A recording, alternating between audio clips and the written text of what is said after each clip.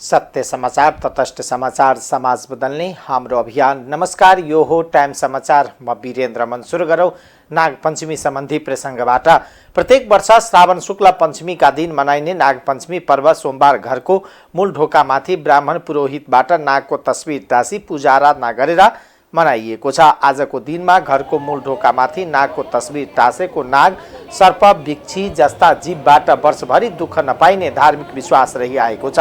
साथै चट्याङ अग्नि भएर मेघका कारण समेत पीडित हुनु नपर्ने भन्ने कुरा बराह लगायत पुराणमा उल्लेख गरिएको धर्मशास्त्रविद एवं नेपाल पञ्चाङ्ग निर्णायक समितिका सदस्य प्राध्यापक देवमणि भट्टराईले जानकारी दिनुभयो। आजको दिन काठमाडौँको नागपोखरी, दह भक्तपुरको सिद्धि पोखरी लगायत नेपालभरका नागदह, नागकुण्ड र नागस्थानहरूमा नागको पूजा आराधना गरी मेला लाग्ने गर्दछ।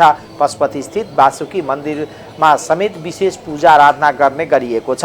नाग पूजा गरेपछि खेतबारीमा खनजोत नगरी किसानहरूले आराम गर्ने गर्दछन्। आजको दिनमा खनजोत गरेमा नाग मारिन्छ भन्ने धार्मिक विश्वास छ। घर खेतबारीमा पनि नागले बास गर्छन् भन्ने वैदिक मान्यता छ। खास यसै मान्यताका आधारमा खेतबारीमा नागस्थान बनाई पूजा गरिन्छ। नागपञ्चमीका दिन विधिपूर्वक पूजा आर्जा गरी घरको मूल ढोकामा नाग टाँसेमा वर्षभरि विद्युत, अग्नि, सर्प, चट्याङ लगायतका भय नहुने धार्मिक विश्वास रहेकोले विधिपूर्वक नागको पूजा आर्जा गरी तस्बिर टाँस्ने गरिएको प्राध्यापक डाक्टर भट्टराईले बताउनुभयो।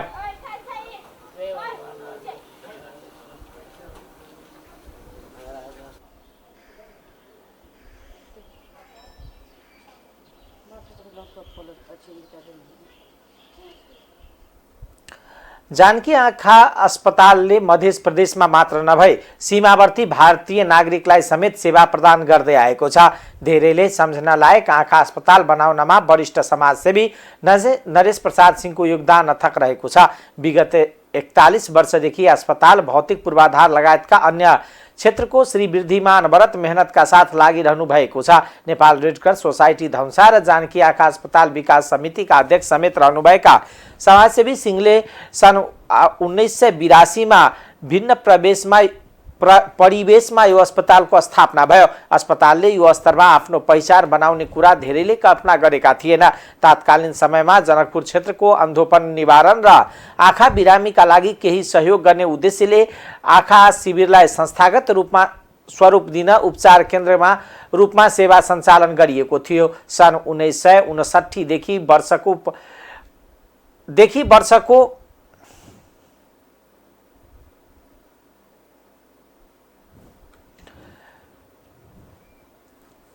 सेवा दिँदै आएको छ। 20 वर्ष लागेको थियो। करिब 2038 सालमा 17 गते प्रतिष्ठित समाजसेवी मकेश्वर प्रसाद सिंहको नेतृत्वमा गठित समितिले सोच योजना र पहलकर्मीबाट सुरुवात भएको यो अस्पतालले कालान्तरमा गुणस्तरीय सेवा प्रवाह र आँखा स्वास्थ्यबारे गाउँ गाउँमा फैलाएको चेतनाका कारण जनविश्वास आर्जन गरेको उहाँको बुझाइ छ।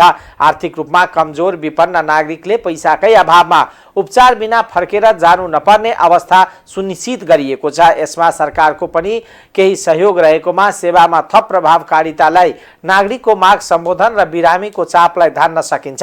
तात्कालीन समयमा समाज सेवामा समर्पित अगुवा मकेश्वर प्रसाद सिंह, बौएलाल शाह, मेघ प्रसाद उपाध्याय, जयवल्लभ दास, मदन गिरी, सर्वोच्च अदालतका पूर्व न्यायाधीश राम नगीना सिंह, वरिष्ठ अधिवक्ता रामजी प्रसाद मैनाली लगायत को विशेष योगदानका कारण यो पवित्र कार्यले मूर्त लिएको निर्देशक रामेश्वर बोहराले बताउनुभयो। सन् 1991 मा स्विस रेड क्रसको आर्थिक तथा प्रविधि सहयोगपछि 25 शैय्याको अस्पताल रूपान्तरण भएकोमा हाल 100 शैय्या क्षमतामा सेवा प्रवाह भइरहेको छ। 2 बालिकालाई सशस्त्र प्रहरीले बाराको सीमा क्षेत्रबाट उद्धार गरेको छ। चोरी गरेर बोरामा राखेर भारततर्फ लैजाँदै गरेको बच्चा चोरेर बोरामा राखेर लाग्नेलाई प्रहरीले समेत पक्राउ गरेको छ। बारा देवताल गाउँपालिका 3 नकनकी अमुवा बस्ने शिवपूजन महतोका 9 महिनाको छोरी लक्ष्मी महतो र स्थानीय प्रेमचन्द्र महतोको 2 वर्षीय छोरा सत्यम कुमार महतोलाई प्रहरीले उद्धार गरेको छ। बच्चालाई लैजान भारत बिहारको पूर्वी चम्पारण मूर्तिया ग्राम पञ्चायत 4 आल्हापुर बस्ने 22 वर्षीय तरबेज आलमलाई सशस्त्र प्रहरीले पक्राउ गरेको छ। बोरामा राखी भारततर्फ लैजाने क्रममा बच्चाहरू रोएको आवाज सुनि सशस्त्र प्रहरी बल नेपाल गण नम्बर 12 हेडक्वार्टर 12 माथतको बीओपी दक्षिण झोटकैयाबाट मिलन श्रेष्ठको कमानमा खटेको टोलीले शंका लागि चेक जाँच गर्दा दुवै बच्चालाई उद्धार गरिएको बाराका सशस्त्रका एसपी टोप बहादुर डागीले जानकारी दिनुभयो। उहाँका अनुसार उद्धार गरिएका बालबालिकालाई अभिभावकलाई जिम्मा लगाइएको छ। चोरी गर्ने व्यक्तिलाई आवश्यक कारबाहीका लागि प्रहरी चौकी देवपुरा बारामा बुझाइएको सशस्त्र प्रहरीले जनाएको छ।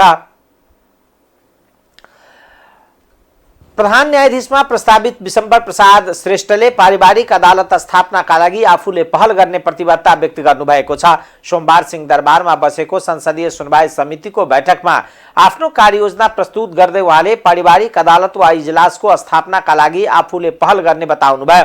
महिलावादी भएको घरेलु हिंसा मुद्दा मामिला, महिला र बालबालिकावादीलाई दर्ता भएका अंश मुद्दा, महिला विरुद्ध भएको जबरदस्ती गर्ने सम्बन्धी मुद्दाहरू सुनवाईका लागि सो अदालत आवश्यक पर्ने भएकोले आफूले त्यसका लागि पहल गर्ने कुरालाई प्राथमिकता दिने प्रस्तावित प्रधान न्यायाधीश श्रेष्ठको भनाइ थियो। प्रस्तावित प्रधान न्यायाधीश श्रेष्ठले त्यस प्रकारका मुद्दाहरूमा लाग्ने अदालती शुल्क छुट गर्न पनि आफू लागि पर्ने बताउनुभयो। उहाँले सबै अदालतमा रिक्त रहेका न्यायाधीशहरूको दरबन्दी पूर्तिका लागि यथाशीघ्र प्रक्रिया अघि बढाइने समेत बताउनुभयो। प्रस्तावित प्रधान न्यायाधीश श्रेष्ठले चालू आर्थिक वर्षभित्र जिल्ला अदालत र उच्च अदालतमा 2 वर्ष नाघेका मुद्दाहरूलाई शून्यमा ल्याउने योजना पनि सुनाउनुभयो। उहाँले सर्वोच्च अदालतमा बक्यौता मुद्दा न्यूनीकरण सम्बन्धी विशेष अभियानलाई निरन्तरता दिई अदालतको समग्र मुद्दा फरछौटको संख्या वृद्धि गर्ने रणनीतिक अख्तियार गर्ने समेत बताउनुभयो। संवैधानिक इजलासको व्यवस्थापनलाई प्रभावकारी बनाई र इजलास कार्य सम्पादन प्रभावकारीमा ल्याइने कार्ययोजना समेत प्रस्तावित प्रधान न्यायाधीश श्रेष्ठले समिति समक्ष पेश गर्नुभयो। अगाडि 0.57% थियो, अहिले 0.43% मात्रै न्यायपालिकालाई बजेट राखिएको छ। उल्लेखित तथ्याङ्कहरूबाट मुद्दाको कार्यबोझ क्रमशः बढ्दै गएको अवस्था देखिन्छ। 61 साल असारको तुलनामा 2080 साल असार आइपुग्दा सर्वोच्च अदालत लगायत सबै अदालतहरूको मुद्दाको लगत तीव्रभन्दा बढी वृद्धि भएको छ। न्यायपालिका जनशक्ति क्रममा बढ्दै गएको देखिए तापनि अदालतको कार्यबोझको आधारमा वृद्धिको अनुपातमा जनशक्ति बढोत्तरी हुन सकेको छैन। न्यायपालिकालाई विनियोजित बजेटको अवस्थालाई हेर्दा आवधिक रूपमा बजेटको आकार केही वृद्धि भएको देखिए तापनि अदालतको कार्यबोझ र जनशक्तिमा भएको वृद्धिको अनुपातमा अत्यन्त न्यून रहेको छ। कुल राष्ट्रिय बजेटको अनुपातमा न्यायपालिकालाई विनियोजन बजेटको वृद्धि ऋणात्मक देखिएको छ। मुद्दा व्यवस्थापनमा सुधार र फरक मुद्दा व्यवस्थापन पद्धति यो दिइएको प्रतिवेदनका आधारमा चौथो पञ्चवर्षीय रणनीति योजनाको महत्त्वपूर्ण पक्षको रूपमा फरक मुद्दा व्यवस्थापन पद्धति योजनामा समावेश गरिएको छ। स्वतन्त्र न्यायपालिका, विधिको शासन, लोकतन्त्र एवं एक अर्काका परिपूरक र अन्तर्सम्बन्धित अवधारणा हुन् भन्ने मलाई लाग्दछ। न्यायपालिकाप्रति आम नागरिकको आस्था र विश्वास अभिवृद्धिको गर्नको लागि न्यायिक सुशासनलाई संस्थागत रूपमा वर्धन गर्दै लैजान आवश्यक छ। न्यायिक सुशासनले इमानदारिता, उच्च नैतिक चरित्र, स्वच्छता, सदाचार तथा चुस्त दुरुस्त न्यायिक प्रशासन, आर्थिक अनुशासन एवं सेवाग्राही मध्य व्यवहार जस्ता मूल्य मान्यताको अपेक्षा गर्दछ। यो आफ्नो साथ राखी कार्यान्वयन गरिनेछ। अदालतहरूमा हुन सक्ने अनियमितता र भ्रष्टाचार कार्यप्रति शून्य सहिष्णुताको नीति अवलम्बन गर्ने, अनुगमन तथा पूर्वेक्षण र निगरानीमूलक संयन्त्रको क्रियाशीलता मार्फत अनियमितता तथा भ्रष्टाचार जन्य गतिविधिको नियन्त्रण गर्ने पहल गर्ने, सदाचारयुक्त व्यवहारलाई प्रोत्साहन गर्नुको साथै अदालतमा हुन सक्ने विकृति विसङ्गतिको बारेमा जनस्तरमा सचेतनामूलक कार्यक्रम सञ्चालन गर्ने, अनियमितता, ढिलासुस्ता, भ्रष्टाचार जन्य गतिविधिको नियन्त्रण गर्न सूक्ष्म अनुगमनकर्ता खटाई प्रतिवेदन लिने र कारबाही गर्ने प्रणाली विकास गर्ने।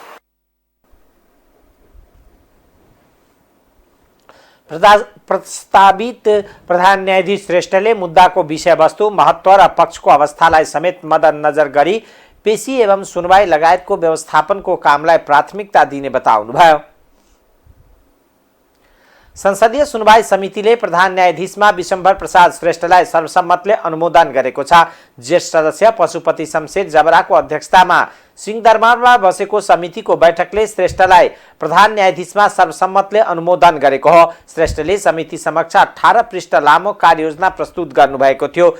यस अघि उहाँ विरुद्ध परेको उजुरीका विषयमा पनि सुनवाई भएको थियो। उहाँ विरुद्ध 3वटा उजुरी परेको थियो। संवैधानिक परिषदको बैठकले नाम सिफारिस गर्ने र संसदीय सुनवाई समितिले अनुमोदन गरेपछि राष्ट्रपतिले प्रधान न्यायाधीश नियुक्ति गर्ने संवैधानिक व्यवस्था छ।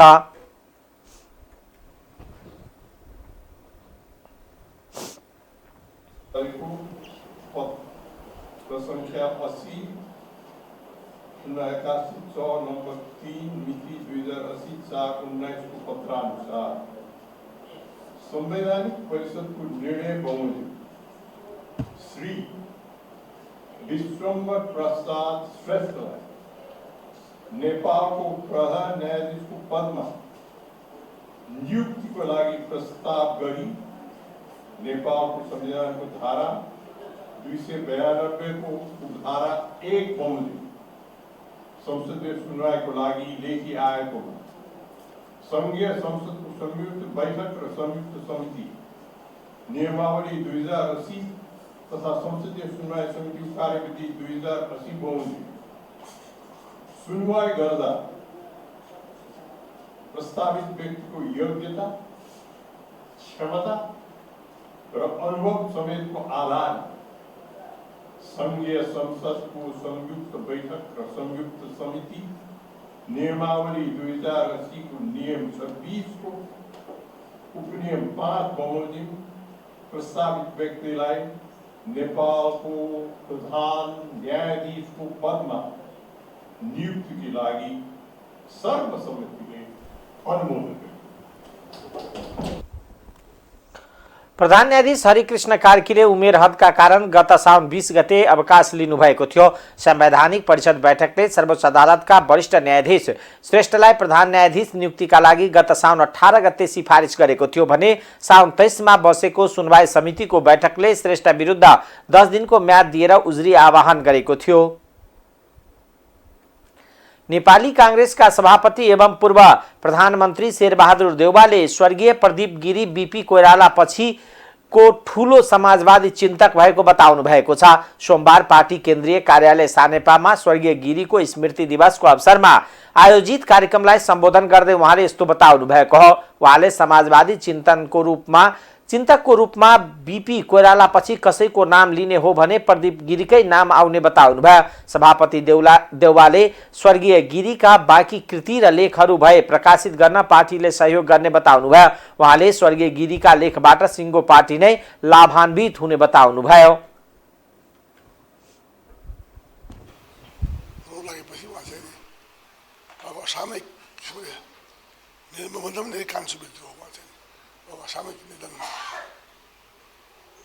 भयो आज चाहिँ हामी त्यसैको स्मृति दिवस मनाउँदैछौँ यहाँ। त्यस कारण चाहिँ नि उहाँका चाहिँ कुराहरू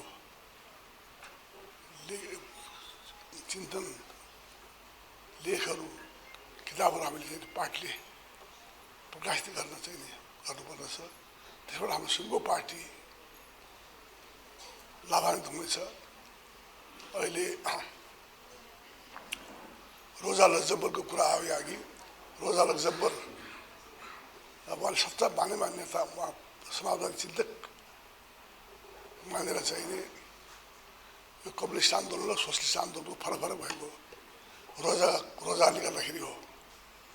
पहिले चाहिँ नि समाजवादी आन्दोलन थियो, त्यसमा चाहिँ नि पछि कम्युनिस्ट इन्टरनेसनल र सोसलिस्ट इन्टरनेसनल बन्यो। त्यसमा चाहिँ नि कम्युनिस्ट इन्टरनेसनल चाहिँ नि हाम्रो पनि अन्तिम संविधानमा पनि बहुलवाद। सभापति देउवाले स्वर्गीय गिरीप्रति पार्टीमा धेरै लगाव र सम्मान रहेको कुरा कार्यक्रममा उपस्थित समुदायबाट प्रश्न भएको बताउनु भयो।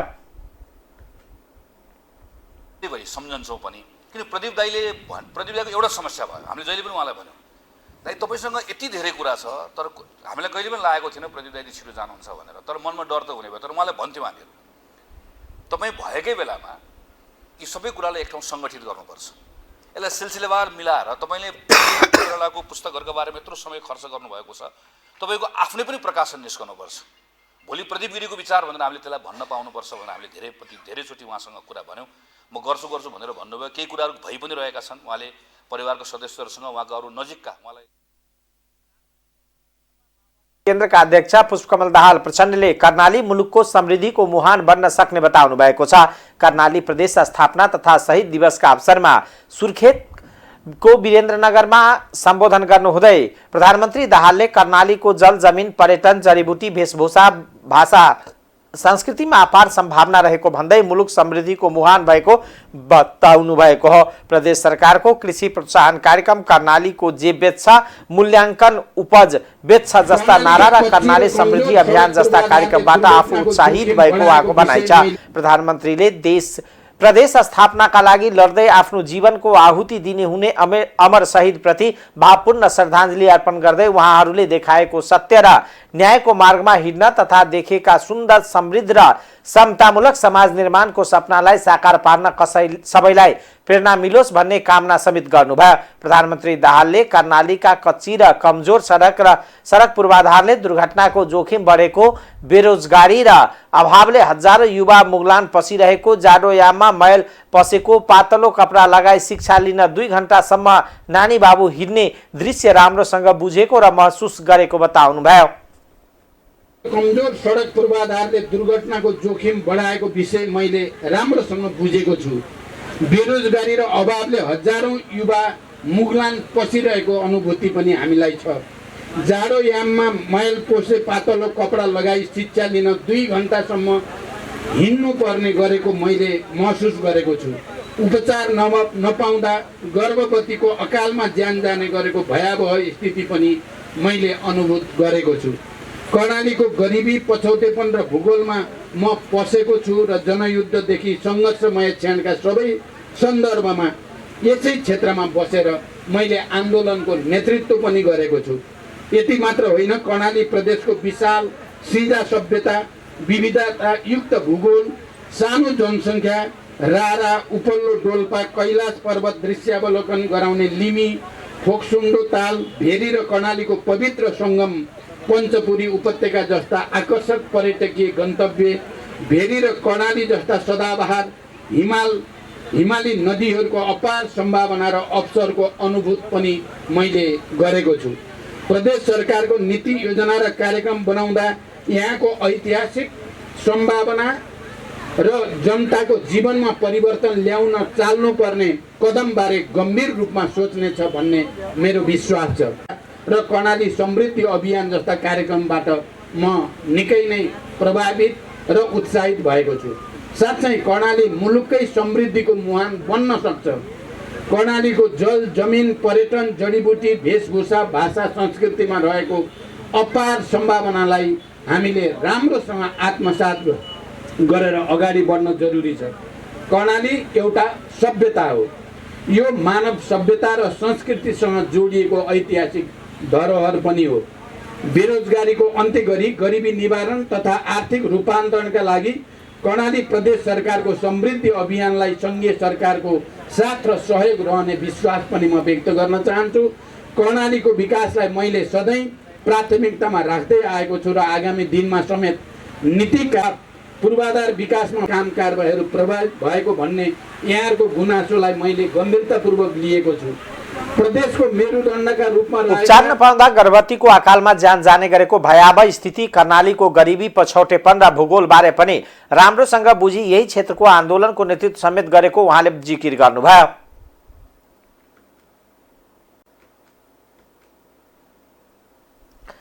समाजवादी मोर्चाले यही भदौ 8 गतेदेखि सातै प्रदेश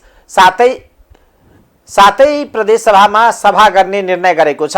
बिहान नेकपा एकीकृत समाजवादी पार्टीको केन्द्रीय कार्यालय आलोक नगरमा बसेको उक्त मोर्चाको बैठकले सातै प्रदेशमा सभा गर्ने निर्णय गरेको नेकपा एकीकृत समाजवादीका उपाध्यक्ष प्रमेश हमालले जानकारी दिनुभयो। उहाँका अनुसार बैठकले यही भदौ 8 गते मध्य प्रदेशको वीरगञ्जमा, 12 गते लुम्बिनी प्रदेशको बुटवलमा, 13 गते सुदूरपश्चिम प्रदेशको धनगढीमा, 14 गते कर्णाली प्रदेशको सुर्खेतमा, 15 गते गण्डकी प्रदेशको पोखरामा, 23 गते बागमती प्रदेशको हेठौरामा तथा 25 गते कोशी प्रदेशको विराटनगरमा सभा गर्ने निर्णय गरेको छ।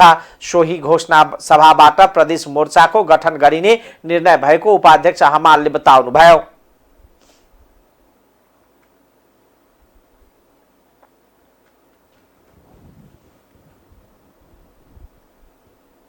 संयोजन समितिको बैठकको आज 3वटा कार्यक्रम, त्यसमा पहिलो भनेको समसामयिक राजनीति र समाजवादी मोर्चाको प्रभावकारी भूमिकाको बारेमा। दोस्रो विषय थियो हाम्रो चाहिँ नि यो 7 प्रदेशमा हामीले सन्देश सभाको आयोजना गर्दैछौँ, त्यसको हामीले चाहिँ नि आज निर्णय गरेका छौँ। र तेस्रो विषय चाहिँ नि हामीले हाम्रो यो सचिवालयमा गरेका निर्णयहरूको अनुमोदन गर्ने कार्यक्रम थियो। यी तीनवटा एजेन्डामा हामीले छलफल गऱ्यौँ। समसामयिक राजनीतिक विषयमा र समाजवादी मोर्चाको प्रभावकारी भूमिकालाई अगाडि बढाएर लैजानुपर्छ, यसलाई एउटा शक्तिको रूपमा विकास गर्नुपर्छ र समाजवादी आन्दोलनलाई अगाडि बढाउनुपर्छ भन्ने कुरामा हामीले दृढता व्यक्त गऱ्यौँ। साथसाथै 7वटा प्रदेशमा हामीले हामीले सन्देश सभाको कार्यक्रमको आयोजना गर्ने कुराको आज हामीले चाहिँ निर्णय गरेको छौँ। त्यसमा हामीले 8 गते मधेसमा वीरगन्जमा कार्यक्रम गर्नेछौँ। त्यस्तै किसिमले हामीले 12 गते लुम्बिनीको बुटवलमा, 13 गते सुदूरपश्चिमको धनगढीमा, 14 गते कर्णालीको सुर्खेतमा, 15 गते गण्डकीको पोखरामा, त्यस्तै किसिमले 23 गते बागमतीको हेटौँडामा र 25 गते हामीले कोशीको विराटनगरमा यो सन्देश सभाको आयोजना गर्नेछौँ। र त्यो सन्देश सभामा हामीले चाहिँ नि प्रदेशको मोर्चाको पनि गठन गर्नेछौँ।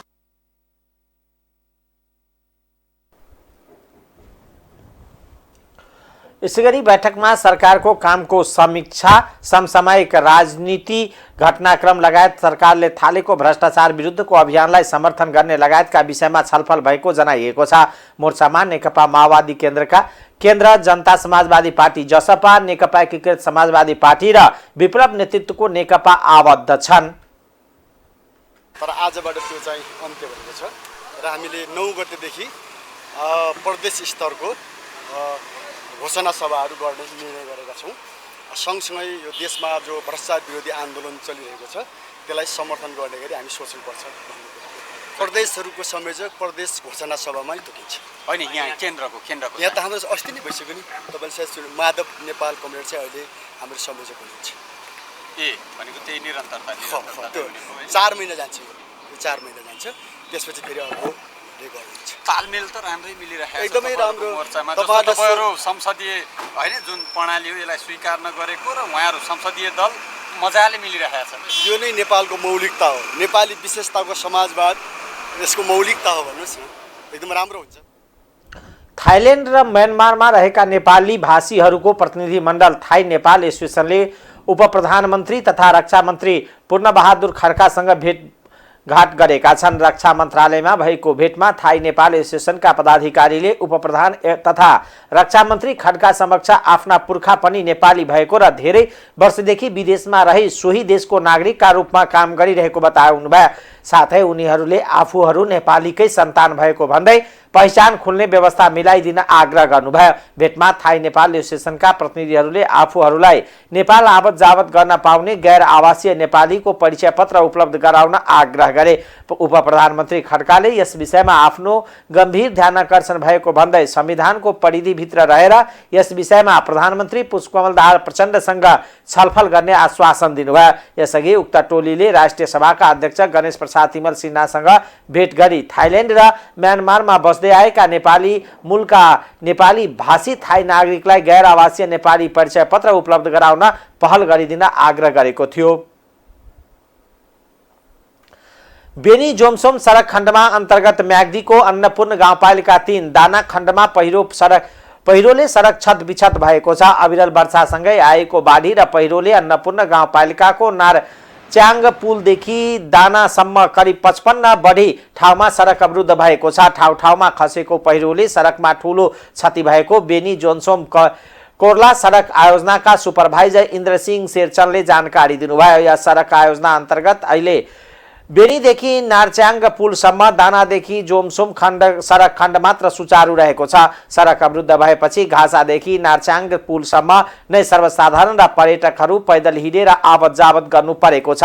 विदेशी पर्यटक र तीर्थयात्रीहरूले हिलोमा जोखिम मोलेर यात्रा गर्दा कष्टकर भएको छ। सडक खण्डमा बीचमा पर्ने दाना क्षेत्रमा मात्र दर्जन ठाउँमा पहिरोले सडक अवरुद्ध बनेको र मरम्मत गरी सुचारू गराउने प्रयास जारी रहेको सुपरभाइजर शेरचनले बताउनुभयो। काली गण्डकीको तीरदेखि सडकको बेसी भत्किएकोले सडक मरम्मत गरी सुचारू गराउन समस्या भएको छ। ठाउँ ठाउँमा खसेको पहिरोले सीधा सवारी सुचारू हुन नसकेपछि 15 दिनपछि बीच बाटोमा सवारी राखेर घर फर्कनु परेको बेनी नगरपालिका 4 घर भएका जीप चालक शेर बहादुर गुरुङले बताउनुभयो। मार्फा खोला ठुनेपछि फेरि अब यो के अरे कागमिन पनि सब बगायो। आउँदाखेरि झन् सबै यो दानाको यो एरिया त झन् सेट बिसेट भइरहेछ, एकदम पानी बगिरहेछ। जति बनायो त्यति चाहिँ गइरहेछ। हामी चाहिँ गाडी पनि पार राखेर चाहिँ घर जान 15-16 दिनको दिनमा म घर हिँडिरहेको छु। अब पैदल हो, अब पुगिन्छ पुगिन त्यो पनि थाहा छैन। यहाँका उसले पनि त्यस्तै गर्ने, अब खनन ठाउँमा खन्ने, टावरको कमजोरी, एउटा गाउँमा जाने मोटर बाटोको कमजोरी, अनि त्यो कारणले गर्दा एकदमै क्षति भएको छ। यहाँ पुरै त उहाँ काप्रे भिरदेखि यहाँ तल दाना र तात्कालिक सिमानासम्म गर्नै नसक्ने परेछ। पेस गएर हेर्नुहोस्, यहाँ देख्नुभयो यो खाम भित्ता भन्छ यसलाई। त्यो खाम भित्तामा अब कसरी खन्ने हेर्नुहोस् तपाईँले। सडक अवरुद्ध भएपछि मुस्ताङ म्याग्दीको अन्नपूर्ण गाउँपालिकाको दाना खाद्यान्न इन्धन लगायतको अत्यावश्यक सामग्रीको ढुवानीमा समेत समस्या भएको छ भने बिरामीहरूलाई समेत अस्पताल जान सकस भएको छ। भक्तपुरको सानो ठिमी स्थित बाल सुधार गृहबाट 135 जना भन्दा बढी किशोरहरू भागेका छन्। सोमबार दिउँसो उनीहरू ढोका फोडेर भागेको भक्तपुरका सहायक सिडिओ डोकेन्द्र नेौरौराले बताउनुभयो। उहाँका अनुसार सुधार गृहमा रहेका 18 वर्षीय कमल बस्नेत आइतबार बिहान मृत्यु भएको थियो। ओछ्यानमा अचेत अवस्थामा भेटिएका बस्नेतलाई भक्तपुरकै नागरिक अस्पताल पुर्याए पनि चिकित्सकले मृत घोषणा गरेको थियो। सोही कारण सुधार गृहमा उत्तेजित भीडका कारण बालबालिका तथा किशोरहरू ढोका फोडेर भागेको सहायक सिडिओ निरौलाले बताउनुभयो। सुधार गृहबाट भागेकाहरूको खोजी कार्य तीव्र पारिएको छ। काठमाडौँ उपत्यकाका 3वटै जिल्लाको नाकामा उच्च सतर्कता अपनाएर खोजी कार्य भइरहेको सहायक सिडिओ निरौलाले बताउनुभयो। उहाँले मृत बस्नेतको मृत्युको कारण नखुलेको बताउनुभयो। उहाँको शव पोस्टमार्टमका लागि केएमसी अस्पताल लगिएको उहाँले जानकारी दिनुभयो।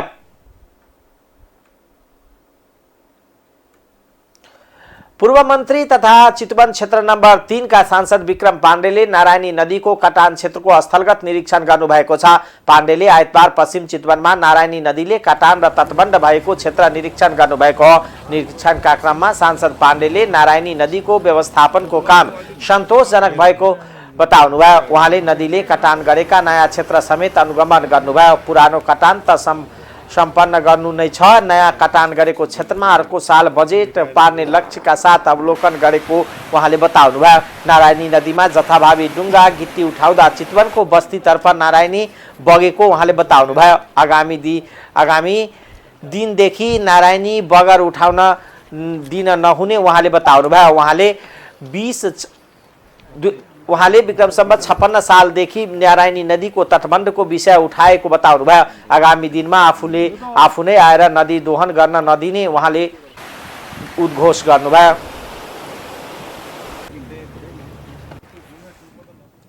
अब आर्थिक समाचार।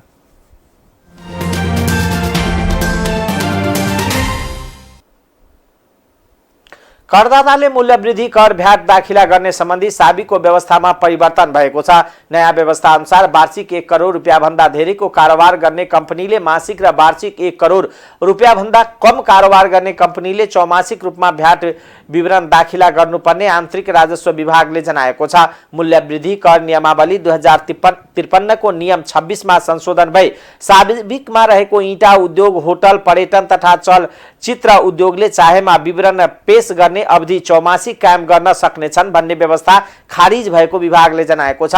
संशोधित व्यवस्था अनुसार मूल्यवृद्धि करमा दर्ता भएका वार्षिक 1 करोड भन्दा बढीको कारोबार भए ईटा उद्योग, होटल, पर्यटन तथा चलचित्र घरले यही साउनदेखि मासिक रूपमा भ्याटको विवरण दाखिला गर्नुपर्नेछ।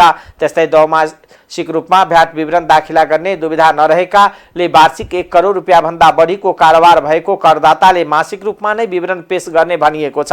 वार्षिक रूपमा 1 करोड रुपियाँसम्मको कारोबार गर्ने कम्पनीले भने चौमासिक रूपमै आफ्नो कर विवरण बुझाउन पाउनेछन्। साना करदातालाई सुविधा दिने मूल्य वृद्धि कर नियमावली 2053 को नियम 26 बमोजिम गएको आर्थिक वर्ष 79-80 को भ्याट विवरण दाखिला गरी वार्षिक 1 करोड रुपियाँसम्मको कारोबार भएको करदाताको कर अवधि 2080 साउनदेखि मासिकबाट चौमासिक कायम गरिएको आन्तरिक राजस्व विभागले जनाएको छ। यसअघि मासिक रूपमा दाखिला गर्दै आएको यस्ता करदाताले 2080 साउनदेखि पहिलो चौमासिकको विवरण मङ्सिरको 25 गतेसम्म, दोस्रो चौमासिकको चैत 25 गतेसम्म र तेस्रो चौमासिकको साउन 25 गतेसम्म बुझाइसक्नु पर्नेछ। यद्यपि 1 करोड भन्दा कमको वार्षिक कारोबार भएको करदाताले पनि मासिक रूपमा कर विवरण दाखिला गर्न भने पाउनेछन्। यस्ता करदाताले मासिक रूपमा भ्याट विवरण दाखिला गर्न चाहेमा त्यसको जानकारी आन्तरिक राजस्व कार्यालय वा सम्बन्धित करदाता सेवा कार्यालयलाई 15 दिनभित्र गराइसक्ने भनिएको छ। अब अन्तर्राष्ट्रिय समाचार।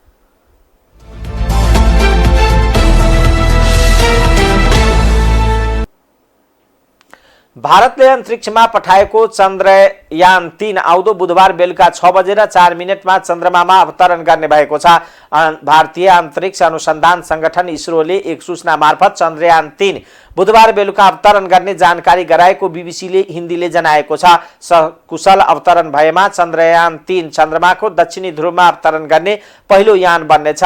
चन्द्रमाको दक्षिण ध्रुवमै अवतरण गर्ने क्रममा रहेको रुसी यान लुना 25 दुर्घटनामा परेपछि चन्द्रयान 3 लाई पहिलो हुने अवसर आएको हो। चन्द्रमाको दक्षिण ध्रुवमा बरफ र महत्त्वपूर्ण तत्त्वहरू हुन सक्ने वैज्ञानिकहरूले अपेक्षा गरेका छन्। यदि त्यहाँ पानी वा बरफ भएमा भविष्यमा चन्द्रमामा मानव बस्ती बसाल्न सकिने सम्भावना रहने वैज्ञानिकहरूको भनाइ छ। यसअघि अमेरिका, रुस र चीनले मात्र उपकरण चन्द्रमामा अवतरण गराउने सफल भएका छन्। भारतको यान सफलतापूर्वक चन्द्रमामा अवतरण भएमा भारत चौथो देश बन्नेछ।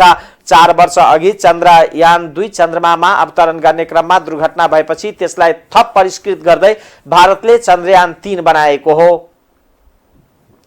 मेक्सिकोमा पर्ने प्रशान्त महासागरको तटमा भीषण हावाहुरी र बाढी निम्तिएको हिलरी नामक समुद्री आँधी अमेरिकाको राज्य क्यालिफोर्निया पुगेको छ।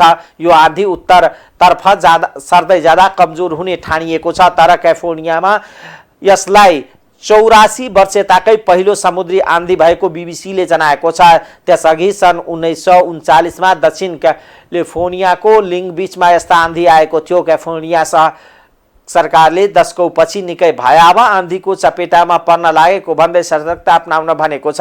मेक्सिकोमा यही आँधीले व्यापक क्षति पुर्याइएको छ। तीव्र हावाहुरी सहित ठूलो वर्षा भएको कारण बाढी र पहिरोले मेक्सिकोलाई अस्तव्यस्त बनाएको छ। आँधीले प्रभावितहरूको उद्धार तथा पुनर्स्थापनाका लागि मेक्सिकोमा 18,000 सैनिकलाई परिचालन गरिएको खबरमा उल्लेख छ। विज्ञहरूले पछिल्लो समय अमेरिका र विश्वका धेरै क्षेत्रहरूमा असामान्य मौसमी घटनाहरू देखिएको र यो मानव सृजित जलवायु परिवर्तनका कारण प्रभावित भएको बताएका छन्। लेरी आँधीले मेक्सिको र अमेरिकामा जनधनको क्षति गर्ने विज्ञले चेतावनी दिएका छन्। अमेरिकाको दक्षिण पश्चिम क्षेत्रमा 2 करोड 60 लाख मानिस बाढीको चपेटामा परेका छन्। अब खेलकुद समाचार।